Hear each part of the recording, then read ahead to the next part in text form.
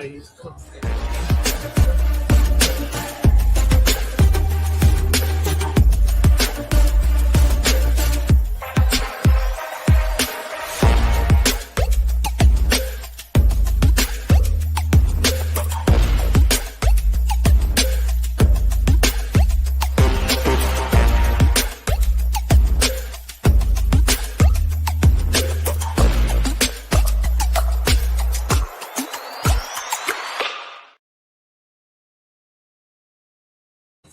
Hello everybody, good evening, welcome to sunny Switzerland, welcome to St Gallen where Norwich City really dial up their pre-season today in terms of opposition and in terms of tests against St Gallen, who are the Swiss Cup winners. They're the Swiss League runners-up. They're in 6 days actually, next Thursday they host Benfica here, which is a sign of where they are at in the Europa League qualifier. So this is their final pre-season friendly. We can see the fans just filling in. There's plenty of yellow shirts over there as well, which is good. And the Norwich City team is running across your screen now, so I'll run through it for you. It's Kovacevic in goal. I'll try and do this in positional order. Kovacevic in goal. Fisher, McConville, Darling and Chrisene at the back four. It's Maatsen and Wright as the midfield two. Andre Brooks, our first look at him this evening. He starts on the right. Oscar Schwartz out on the left with Paris Magoma behind Matthias Kriskor in the subs bench. And it's long, so bear with me. It's Grimshaw, Anson, Stacey, Medic, Gibbs, Jurasek, Forson, Field, Alves, Ozcan, Glossop, Tolo, Jones, Adderley and Botan Amin. So that is the Norwich City team. It doesn't look or sound like it's going to be a case of 2 11s, but I'm sure it'll be plenty of rotation in that second half period. And Paddy, I guess we've got to talk about the 2 names first and foremost who aren't on that list. No Lucy Mahovo, and we were at Colney on Saturday last week where he limped out, and it was a firm but fair challenge, I think we'll say about it, but he limped out of that. But also no Jovan Makama as well. What do you make of those 2 omissions? Anything to worry about at this stage? Well, we'll have to probably caveat what we say with. We'll speak to Philippe Clement after the game, and we'll see, in terms of how much maybe he wants to go into on both of those. But certainly the initial sense around Mahovo, the immediate sense was that it wasn't anything untoward. I mean, to replay the incident, it was a very heavy tackle as he attacked on the edge of the box towards the end of that game against Colchester. Stayed down, needed a little bit of physio assessment, but then he did manage to get up, and obviously Norwich immediately made a change, and he was able to walk unaided off the pitch and around the pitch at Colney and down the tunnel. And even on Monday, Tuesday, the sense was that it wouldn't be anything to be too concerned about. As I say, we'll probably leave that for Philippe Clement to update after the game, but safe to say there's a guy who's had a lot of injury issues, and it feels like he may be about to enter another injury episode. So, but we won't say too much more on that because it's not our place. And then with Jovan, feels like there's a bit more precautionary. We've spoken to 1 or 2 pre-game here, and yes, he's not here. But again, with him, a bit like Mahovo to an extent, somebody who's had a lot of period on the sidelines towards the back end of last season, came back on last Saturday. No chances to be taken with any of these type of players, clearly, because the worst thing would be for them to come back from a period out and then be out again for a period. So I think that one, it feels like it's a bit more precautionary, but again, we'll leave that in Philippe Clement's court to update us hopefully after the game, and we'll clearly be asking him about both of those players. But to just backtrack a touch, we know that they're in the market for a left-back. We've made that quite clear for a number of weeks this pre-season, and I think that will very much remain the case now if Asterix Mahovo's out for any length of time. Yeah, let's hope that he's not, because there's a lad who's had, as you say, a really, really torrid time with injuries. And yeah, it was. How's your luck? It was a challenge that in a pre-season friendly, I think you sort of win. I mean, it was totally legal. It was winning ball, and it wasn't a foul, but it left a bit there, didn't he? The lad at the time, which I think will probably frustrate some of the Norwich contingent. And I think we're at that stage as well. Still early pre-season. I know we're.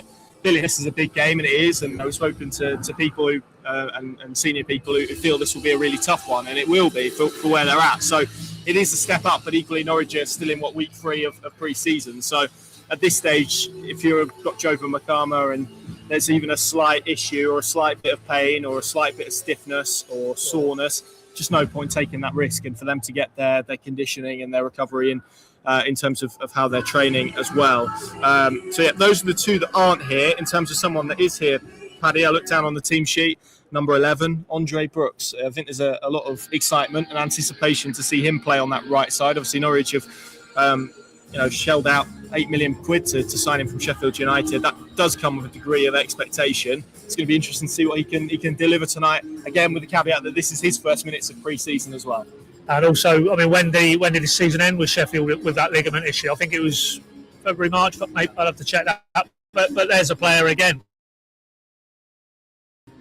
Feels like a theme. We just talked about Mahovo and Nova Makama, and equally with Brooks. So tonight there'll be no chances taken. You will be surprised if he gets more than a 45-minute run out, because again, particularly given you've spent that amount of money on a player who you feel is going to be a very, very key figure in the season to come, you're not going to take any chances in his first outing. Just get him back on the pitch, used to playing in a match situation with his new teammates, one or two tactical things, I'm sure, and then get him in proverbial cotton wool, and then build him up from there. And we see Fulton's on the bench again tonight. That's the first sight of him. But no Cernach, no Jallo. Again, those two still on that recovery train and not with the party out here today. So, yeah.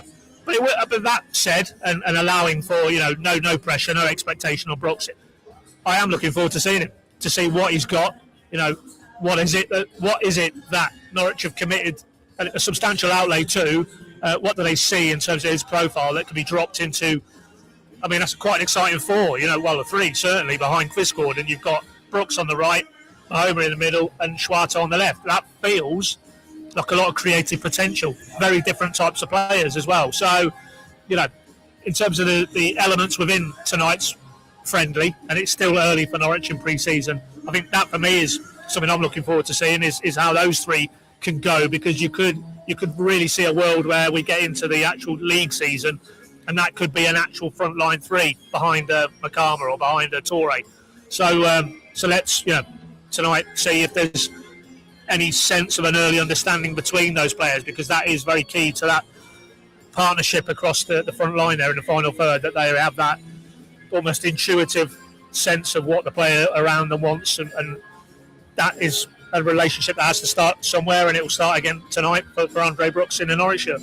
Yeah, and not just him tonight, Ben Chrisene back as well, which obviously in the context of No Mahovo is important, but obviously in Norwich's wider left-back hunt as well, because there's somebody who will want to be, we saw Mahovo actually put down some markers in the first couple of weeks for his performances. Ben Chrisene watched them, we know he was there, he was watching, he'll be very keen now to do the same. About him. Oh yeah, sorry. We probably should about him off the back of Mahovo absence.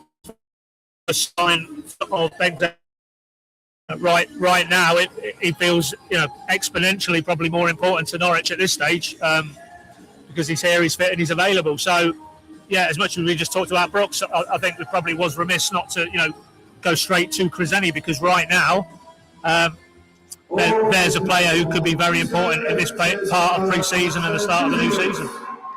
Yes, indeed. It's going to be really interesting to see how he gets on tonight as I think the St Gallen players emerge. The way it works, always working tonight, basically the fans are over the other side. We were expecting about 2,000 here, and I can see some Norwich fans dotted about up the top there as well, which is great to see. I think some of them are hiding in the shade, which I don't blame them, because 26 degrees here this afternoon. This is going to be a tough run out anyway, because of the conditions, let alone the opposition. What else in that starting 11 are you going to pick out, Paddy? I guess another chance for Matthias Christgården, and we know the World Cup contingent now are slowly filtering back into the building. It'll be a bit later for Mo Torre, of course, after Australia had a longer run in the competition, but it's not going to be long now until he's back. Obviously, Jovan Makama not here today. Got to view that as another opportunity for Matthias Christgården. Yeah, absolutely. And with the greatest respect to behind closed doors Colney games against the likes of Kingsley and likes of Colchester, this level of opponent, it might be a better fit for Christgården tonight. We'll see. We just talked, in the previous segment about the three behind him. Can they produce the service that he needs, that he wants? He's not a Torre, he's not a Makama. That's abundantly clear now. The type of service that they may feed on wouldn't necessarily, for me, suit Matthias Christgården. So, can we see something that allows him an opportunity to show what he has got, which is clearly an instinct for goals inside the box? So, Yeah, that's big. For me, though, it's probably Jacob Wright at the centre of the park. We're led to believe Kenny was back in today at Colney. He's the first of the World Cup contingent back. Obviously, be a while before maybe we see him actually in one of these pre-season games. But the clock is ticking. And, with Sam Field on the bench, Pelle Matson feels like a shoe-in for West Brom in the opening league weekend. Can Jacob Wright advance his cause as the Norwich lads emerge in their black shorts and black socks? We like that one, don't we, Connor? Yeah, very nice. It's not that anyone's coming to us. Go to Paris and we're going for fashion. Don't come to us, that's for sure. But yeah, that's a nice one. Anyone with anything with pinstripes is usually a winner for me in terms of football kit. I guess we're looking at kind of partnerships tonight, aren't we? McConville and Darling at the back. See Jacob Wright next to Pelle Matson, and he's another one, isn't he? Jacob Wright, we've spoken about this a couple of times. Feels like he is probably one of the ones you would push to the front of the queue, and I spoke to him last week and he said, it's that competition that is driving him, but he didn't feel last year went the way that he wanted it to. Yeah. That's why, pre-season is about fitness. It is about ultimately getting in shape for a championship marathon, but equally for individuals, it can be such an important period in terms of changing their kind of story and their situation around. Yeah, and I'm just going to pinch a charger, sorry. Yeah, go for your life. With Clement, I'm sure he's looked at the whole route map for pre-season, and there'll be games that he identifies purely as fitness run-outs. And for me, with this level of opponent, we've done a few pieces already in the build-up this week, but this is a team who won the Swiss Cup. They're in their final pre-season game before a Europa League qualifier against Benfica next week. They finished very well in the Swiss Super League. I think this is the level of opponent. If you're Philippe Clement in pre-season, you're actually seeing any Norwich players perform against this level or this calibre of opponent. I think it can push you forward into that conversation to be a realistic starter, and that's where Jacob Wright's challenge is now. I like that interview last week. Very self-aware, knows that yes, he needs opportunities, and that's not completely in his gift. But what he is that when he gets an opportunity, as he did against Hull on the final weekend, I thought he was good that day. That he gets on it, and we're coming off the back of a dare to go there, but England and World Cups and supposedly, allegedly, players who can't control the ball and aren't good in possession and can't keep it ticking. He does all of those things. They were all at home, but yeah. No, I'm not. Don't get me wrong. I'm not talking about he should have been there. Yeah, I know. Because there's a few ahead of him in the queue. I was speaking generally. Yeah, to be honest. But in terms of the type of profile that supposedly is in a dearth in English football, well, he is that technical player who can set the tempo, who can keep the ball moving. And I thought he did that against Hull on the final day of last season. But he probably needs to showcase what he's got against this type of opponent, and then Philippe Clement, I'm sure, will program that, take that away, file that away, and then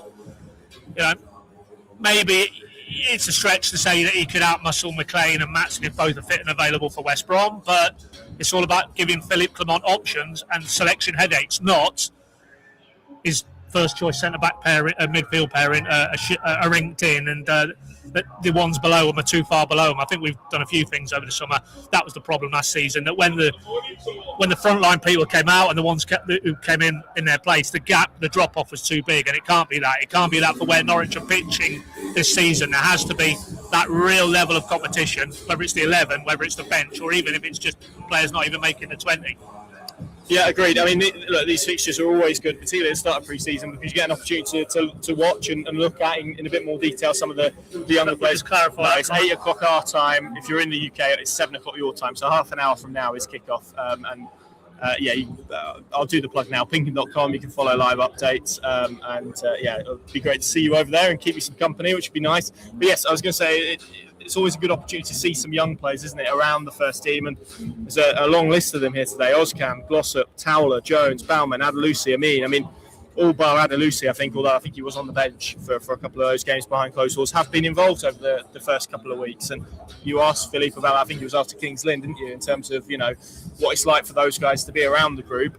What a positive experience it is going to be for them to come and experience a stadium like this, coming abroad, and obviously spending it with the senior team. There's a lot there to like from kind of exposing those guys to some sort of good experiences. Yeah, and I thought, what was his line? Clement's line was that this isn't the final countdown. It's not you fail at this stage and that's your career done for him. Not far from it. This is in a slightly different way to we've talked about, right? But these are opportunities for those players to. Maybe in their cases, it's can you get yourself in and around that you are retained as a first team squad member through the season or the first part of the season, and in the event that injuries came, that Clermont feels that one or two of these younger cohort aren't that far away. I think it's a stretch to say any of these would be threatening the 11, even in a match day squad for me at this stage of the campaign. But Ozcan's probably the one at the moment, just because of that left. Well, I was just going to draw a parallel with, was it 2 summers ago, Johannes suddenly out of nowhere, Gabe Forsyth came through, and cruelly for him, it was made his early season championship debut, and then he got himself injured, didn't he? And he's not quite managed to get himself back. But hopefully, there's more positive news ahead, positive days ahead. But that underlines how meteoric the rise can be if you showed this head coach enough, and clearly he referenced Baumann by name the other day, so he likes what he sees from him. And I guess what they're fighting for is maybe to stay in and around it, rather than maybe being deemed, okay, you probably need to go out and get more loan experience or your first loan. So can they stay in and around the group and be in and around it? Because if they do that simply day in, day out training with some of these more established Norwich players, that has to be a great environment within which to learn, but also to develop. I mean, we've spoken about it. I mean, there's no real names that would stand out, I don't think, from a St Gallen perspective tonight. But this is a kind of dress rehearsal for them, isn't it? We've mentioned it. They are in a Europa League qualifier next week here against the mighty Benfica. Then their Swiss League season starts on the Sunday, so next Sunday. So this is their final warm-up. That always brings an intensity, and it's worth putting that context in there before the game starts. They are well ahead of where Norwich City find themselves currently in pre-season. But you get the sense that's the sort of test and that's the sort of situation that Philippe Clement really wanted to expose them to tonight. Yeah, and I think, he was pretty clear post-match, I thought, last Saturday, that he talked about we're probably, in contrast to Colchester and Kings Lynn, it'll be out of possession work tonight is what he'll be looking at, because I think for those reasons you'd expect Gallen would dominate the ball territory, and nothing is left a chance with this guy, so he will have mapped this out to maybe at this stage of pre-season want this test. What's the shape out of possession like? What's like the attitude and the mindset of players in terms of tracking back in wide areas? The defensive shape, the communication that McConville, Darling tonight and Kovacevic, how do they withstand pressure if they're put under it for prolonged spells against a good team? So, I think that for me is probably the measure of this game tonight is, we probably won't expect Norwich to dominate the ball or dominate possession, but there'll be plenty of this type of game when they go away from home, especially in the Championship in the coming season, where they may be on the back foot, and maybe can they be good in transition and good on the counter and clinical, and then defensively resolute. And we saw that a lot under Clement away from home last season. So that feels like maybe tonight is the first opportunity to just, with some new players in and around it, just to bed that back in again, those core principles. He's talked about refreshing the good things that they did last season and then building on it, and I think tonight will be part of that process. Just finally, Paddy, as we look across, we can see, as we mentioned earlier, plenty of yellow shirts over there. As we know, Norwich fans follow them everywhere, don't they? And it's brilliant to see so many here as well. Even that, I mean, we speak about the step up in opposition, but even going from a situation where they've been at their training ground, and it's been behind closed doors, and it's only been us really watching, compared to what tonight will be in a proper stadium with it's not going to be full by any stretch of the imagination, but even just having fans here, it just raises that competition level up a gear, doesn't it? Ahead of obviously next week they're going to spend 6 days in London, 2 more friendly games. It continues to get tougher from there. Yeah. No, that's a good point. I mean, obviously Colney is by definition, it's a very sterile environment. Just on the left back, I mean, from what we gather, just on 1 or 2 touch points here pre-match, no further along on that. Unless Philippe's going to hit us with some news on that front after the game, but no. I don't think you will. I'll say that early. No, I don't think so either. I'll let you know when it's done, is the mantra we get. But we don't get the sense anything's moving. No, they're still doing their work, their due diligence. But as I say, maybe in light of potential news around Mahobo, that might become a little bit added urgency to bring a new left back in. But going back to tonight, it is different to a sterile training ground environment, and even though if there's only 2,000 in today, we didn't know. The sporting director informed us it's a public holiday in Switzerland today, so there's probably a long weekend and a lot of people have got themselves out and off and away. So I don't think it's going to be a big crowd, but it will be a crowd, and it will have that intensity and that edge to it. And I think you need that really. I think it's okay. It's same dimensions, same pitch, 11v11, but it is a different feel when you're in a stadium. There's a crowd, particularly when the opposition is better than what they've played so far. So tonight for me feels like maybe the first test of pre-season when we can come away and not make hard and fast conclusions, but actually, if players perform in this environment, you can start to think, okay, well that bodes well to what's coming down the track in very short order. MK Dons and then obviously West Brom. Very hard to make any conclusions or draw anything from what we've seen in those two Colney behind closed doors games. Agreed. This is I'm really looking forward to this. It's going to be a good test. It feels like we might be able to actually, I don't know if we'll be able to draw any meaningful conclusions, but certainly begin to look out maybe for some signs of where things are going and how they're moving and how Norwich generally are shaping up. It's a magnificent arena. It's a lovely part of the world. I mean, we've only been here an afternoon or so, but I think we've all been really impressed with Switzerland as a country. And yeah, it's a bit in and out job, this one, but that's the nature of how it goes. And we'll see how Norwich City get on. Pinken.com, the place to go. We've got two things to plug at the minute, Paddy. What do you want to take? Do you want to take the subscriber offer or the live podcast that we're doing? Well, I'll do the subscriber offer, Connor. Yeah, lots of you very lovely people will already subscribe to the Pinken app, which gives you all the content we produce.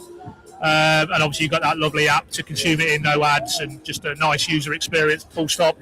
There's an offer on there. We always do one around pre-season. So if you haven't already had just a toe in the water, you could take 3 months for £3. What can you get for £3 these days? Not a huge amount. Not a lot here, I'll tell you that. No, you'll get plenty for our £3, yeah. But no, in life in general, or I think it's half price for the year. So you won't get a better offer for that. And it's, as I say, as you well know, don't need to keep repeating myself. It's anytime Norwich play, anytime there's a press conference, home or away, England or abroad, we're there. So get every angle covered. So that's all pinned on our Pinken social channels. If you need the link to go and find that, but as I say, 3-month offer, or if half a year, no better time to take out a subscription, see what we're all about, see if you like it.